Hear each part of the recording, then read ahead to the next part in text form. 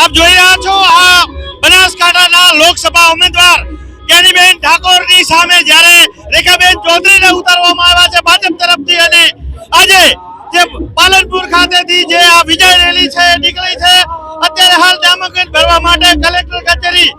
પહોંચવાના છે ટૂંક સમયમાં ત્યારે આ પગપાળા રેલી આપ જોઈ શકો છો કે આ જનમેદની ઉમટી છે આપને હું બતાવી રહ્યો છું આ પાલનપુરથી અને આ જનમેદની છે જ્યાં એક ભાજપનો જે વિકાસ છે દેખાઈ રહ્યો છે ને જે વિકાસનો જે આ હરણફાળ ભરી છે એના દ્રશ્યો તમને દેખાઈ રહ્યા છે આ પાલનપુરથી જે વિજય રેલી છે રેખાબેન ચૌધરીનું જ્યારે નામાંકન ભરાવાનું છે અને નામાંકન ભરાવવા માટે જ્યારે રેખાબેન પહોંચી રહ્યા છે ત્યારે આ સીધા દ્રશ્યો અમે તમને બતાવી રહ્યા છે પાલનપુરની કે જે અત્યારે હાલ પાલનપુર કલેક્ટર કચેરી ખાતે આ રેલી પહોંચશે ને ત્યાંથી રેખાબેન ચૌધરી આજે ઉમેદવારી નોંધાવવાના છે એમની સાથે રાજસ્થાનના મુખ્યમંત્રી ભજનલાલ પણ જોડાયા છે આ રેલીમાં અને જે રેલીમાં જોડાયા છે આની અગાઉ અહીં સભાને સંબોધન કરાયું હતું અને સભા સંબોધ્યા બાદ આ એક રેલી નીકળી છે જે રેખાબેન ચૌધરી આજે બનાસકાંઠાના સાંસદ તરીકે ભારતીય જનતા પાર્ટીના ઉમેદવાર તરીકેની જે નામાંકન ભરવા જઈ રહ્યા છે જેની આ રેલી છે હું તમને બતાવી રહ્યો છું કે આ રેલી જે છે રેખાબેન ચૌધરી અત્યારે હાલ કલેક્ટર કચેરી ખાતે પહોંચી રહ્યા છે જ્યાં સાથે રાજસ્થાનના મુખ્યમંત્રી ભજનલાલ પણ જોડાયા છે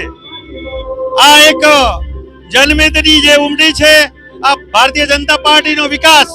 આપણે સીધા દ્રશ્યો બતાવી છું પાલનપુરથી કે આજે પાલનપુર ખાતે જે રેલી છે રેલી અત્યારે હાલ કલેક્ટર કચેરી ખાતે જવા નીકળી છે અને ટૂંક સમયમાં કલેક્ટર કચેરી ખાતે પહોંચશે અને રેખાબેન ચૌધરી બનાસકાંઠાના લોકસભાના ઉમેદવાર તરીકેની જે આ ઉમેદવારી પત્ર ભરવાના છે જેના સીધા દ્રશ્યો પાલનપુરથી આપ જોઈ રહ્યા છો કે આ પાલનપુર જ્યાં એક ઉમંગ થનગનાટ જોવા મળી રહ્યો છે જે મતદારો છે એમાં અને હજારોની સંખ્યામાં જ્યારે લોકો કલેક્ટર કચેરી ખાતે પગપાળા પહોંચી રહ્યા છે સમગ્ર પાલનપુર અત્યારે કેસરિયામાં બન્યું છે અને કેસરિયાથી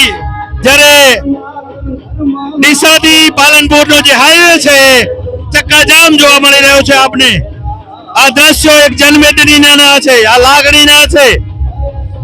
આપણે આ દ્રશ્યો બતાવી રહ્યા છીએ અમે પાલનપુર ડીસા હાઈવે થી અને આ રેલી પગપાળા જવા નીકળી છે આ વિજય રેલી ટૂંક જ સમયમાં કલેક્ટર કચેરી ખાતે પહોંચશે અને ત્યાં રેખાબેન ચૌધરી સાથે રાજસ્થાનના મુખ્યમંત્રી ભજનલાલ બળવંતસિંહ રાજપૂત શશિકાંતભાઈ પંડ્યા પ્રણભાઈ માળી કેસાજી ચૌહાણ વગેરે નેતાઓ આ રેલીમાં જોડાયા છે અને રેખાબેનના સમર્થનમાં હજારોની સંખ્યામાં જનમેદની જે જોડાઈ છે જેના દ્રશ્યો સીધા અમે તમને બતાવી રહ્યા છે કે આ જનમેદની પણ કહી દે છે કે આ વખતે ફરીથી ગુજરાતમાં 26 સીટો પર ભારતીય જનતા પાર્ટીનો વિજય થશે અને 26 કમળ જે છે એ દિલ્હી ખાતે દેશના વડાપ્રધાન નરેન્દ્ર મોદી સાહેબને મોકલવાના છે જે આના પરથી ચોક્કસથી કહી શકાય છે કે બનાસકાંઠાનું કમળ પણ દિલ્હી જવાનું છે અને મોદી સાહેબના ચરણોમાં કમળને અર્પણ થવાનું છે માત્ર રેખાબેન તો એક બનાસકાંઠાનું નામ જ છે પણ આ મોદી સાહેબનું જે કમળ છે એ દિલ્હી જવાનું છે ચોક્કસ કહી શકાય છે।